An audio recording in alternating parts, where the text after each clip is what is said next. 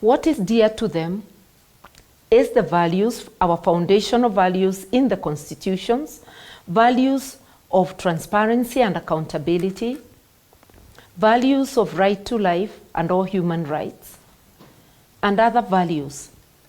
Right. They are pushing for a reset button where Kenya is governed in accordance with the constitution. They were not seeking to put anybody in power. They are not seeking power themselves. Right. I think this is a lesson.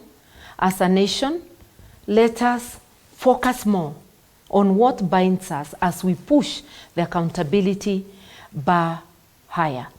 All a right. time for elections will come, and we then shall concentrate on that. All right. Speaking of elections, there's a question here from a viewer who is also a young politician.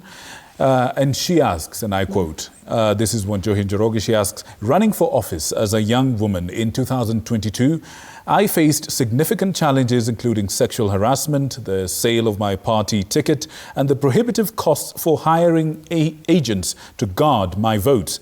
Given your extensive political career and the systemic hurdles you've encountered, how have you effectively raised funds for your campaign? I think that's the first question. And the second is, what strategies have you employed to navigate and beat a political system that often works against candidates who challenge the status quo? This is a question from a viewer who's also a young upcoming politician, and I believe a question in the hearts of many young upcoming politically active Kenyans. What's your answer to that, madam? Thank you for that question, and I'd like to say congratulations to the young lady for putting her foot forward, because many people feel the call but fear and hesitate to put their foot forward. I faced similar hurdles to you years ago, and those hurdles still are there even today. I had to shift from my original party to the Democratic Party when I was rigged out of party elections. Nominations for the general elections were near.